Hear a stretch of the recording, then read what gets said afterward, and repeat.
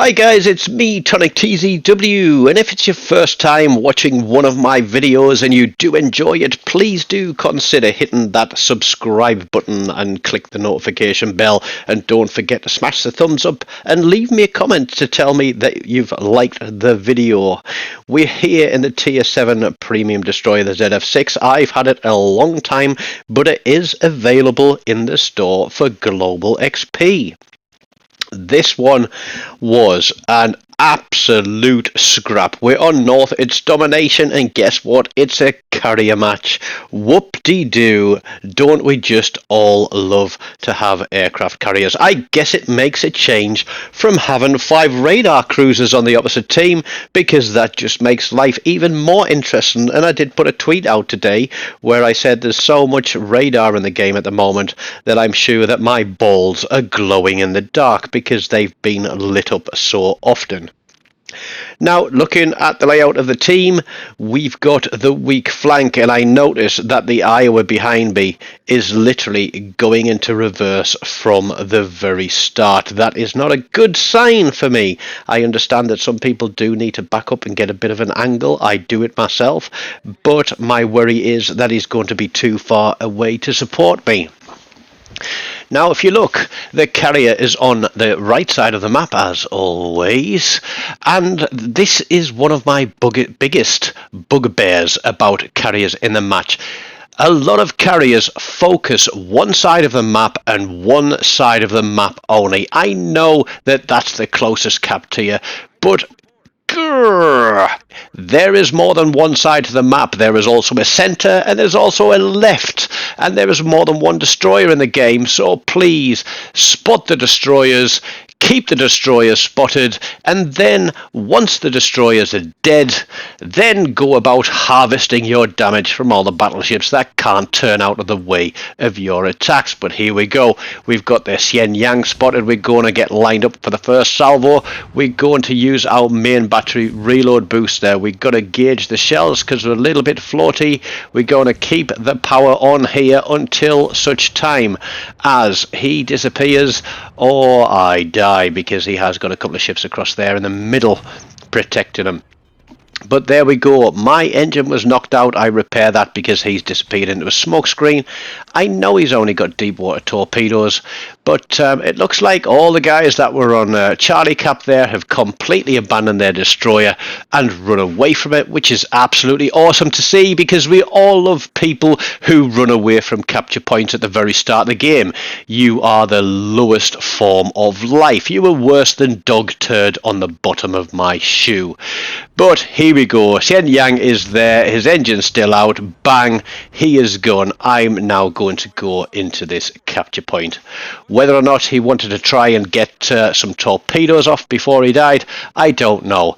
But he's dead. That is the destroyer taken care of on this capture point, and it's kill number 1 for me. We get 3 cap resets on him there, plus the kill, plus a couple of incapacitations, and all it took us was 27 shots. But now we've got a Zeton, and we know that the Zeton has huge secondaries. He also has sonar, he also has torpedoes, and that is a mix that I don't want to be getting into trouble with. So I'm going to play clever here. What I'm going to do is going to sit on the cap, because I want to try and bait him into the cap, because he's probably going to run his sonar and thinking that he can run me down. But when he comes around that corner, he's going to realise that there's a little bit more than he was expecting. So I have turned off the cap. He is turning broadside. That should be a beautiful shot for all 3 of the ships sat there south of Alpha Cap. What do they do to him? Let's have a look. My torpedoes are running, but like I said, I'm sure he's running his sonar and is going to spot those a mile off, but it's going to get him turning in the cap, and if he's having to avoid my torpedoes, that means his turrets have got to turn, which means he can't get his guns onto target. And if he's going to turn back out of this cap, because I'm no longer in it, he's going to have to give these guys a full broadside again. And they are going to mostly take care of him, but they're not going to do a perfect job of it. They're really going to take their time about it. I'm just making that I stay right on the limit of that sonar detection 6.1. Here we go. I really want to shoot here. I could smoke up and shoot, but I don't want him to turn towards me, because if he was to turn towards my smoke screen, I would be absolutely knackered. So what we are going to do is, because he's turning out, because I'm not there, buddy, we're going to put the torpedoes out because he's going to turn away, and we are going to slow down and turn back into this capture point. Phew, that was a long one, wasn't it? Right.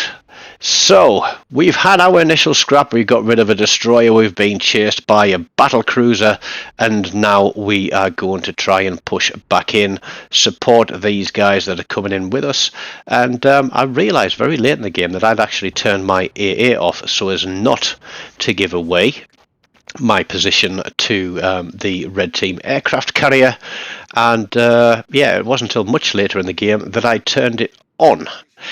But here we go. Let's get into the capture point. I don't know what's going on here. Those guys are still all the way at the back of the map. You know, I'm up here spotting. It's very obvious that there is only one ship out there, so those guys have no reason not to be pushing through. We're going to push the cap. The Amagi is coming in, and you'll have seen from the start of the splash screen that this is a high base XP game. It is just on the verge of 3,250 base XP.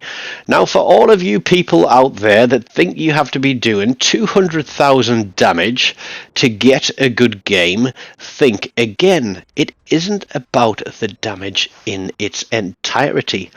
All of the ribbons that you see up there on the top of the screen, and there's going to be a lot more before we get finished with this game, they are what accumulate your base XP.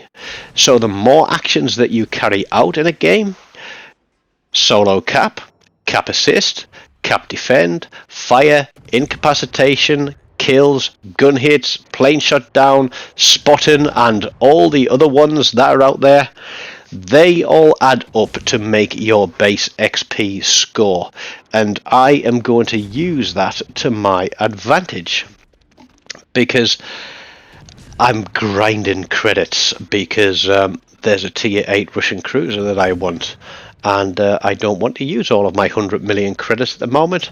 But here we go. I didn't do a great spread on those torpedoes. I left too much of a gap in the middle and they just run out, but we do get some hits there on the Amagi.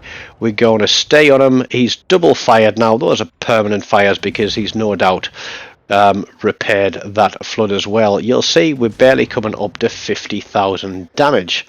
This game has been fast and furious from the absolute outset, and we pick up our second kill. Now that battleship there, he's pushed out far too far. He gets very lucky with that first salvo, and I see my perceptive indicator switches hard right. I know there's a destroyer left out there, and I am certain that he is going to be coming up the middle of the map, and this is where the carrier really needs to think about what's going on. It is obvious there's a destroyer out there. I am going to ping the map, I think, and tell him that there is something out here. He's coming up the middle. We lose the Vanguard there because he sails out broadside to, what is it? Was it a Richelieu? Yeah, the Richelieu. And the New Jersey was kiting him away. And it's going to get a little bit sticky here.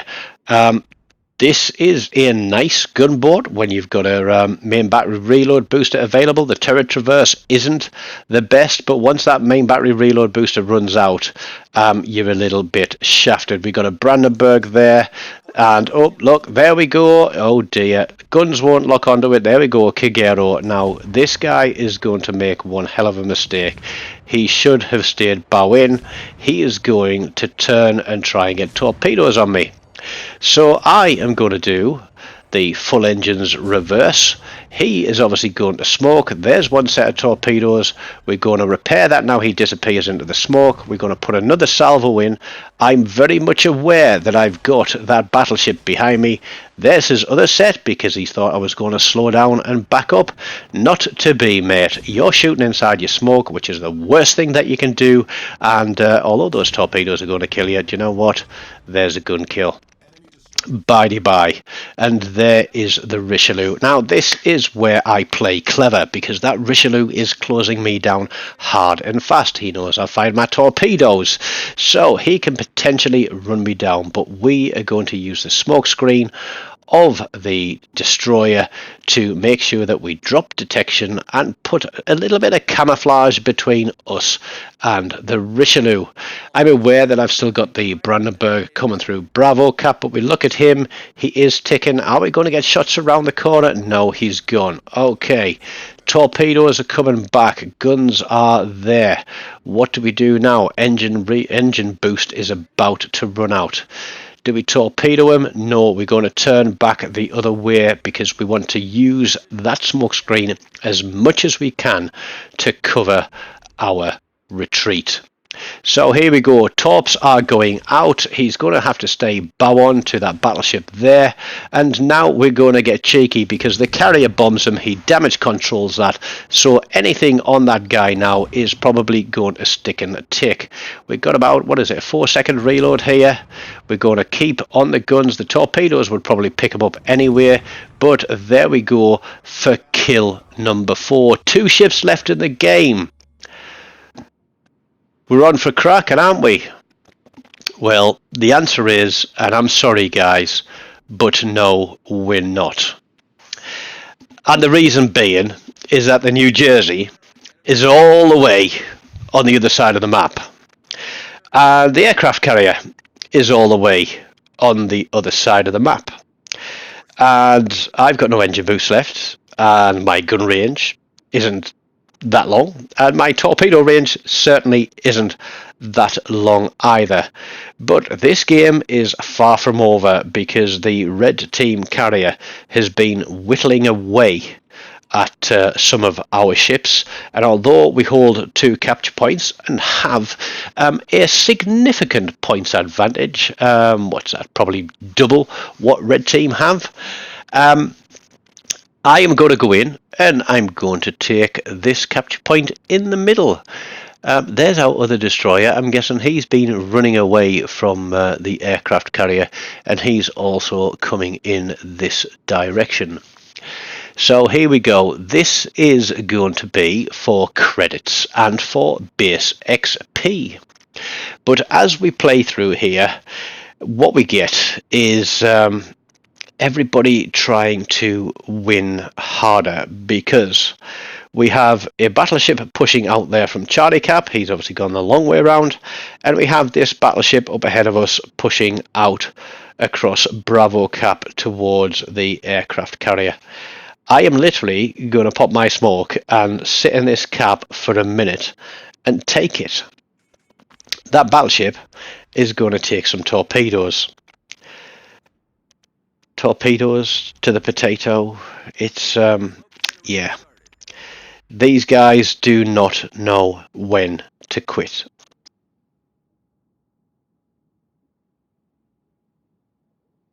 So what tips, what tricks, what tactics have we used in this game? What we've done is we have used our concealment, we have pushed into the capture point, we have basically stayed off the cap to try and draw red team into it, which we did. Now the Xian Yang that was out there, he's only got deep water torpedoes. I know he can't torpedo me. Once he puts his smoke screen up, when he realizes he's getting clattered, he can't see us, we can reposition, we can come in, we can put torpedoes through the smoke, and then it was just a matter of finishing off. And there we go.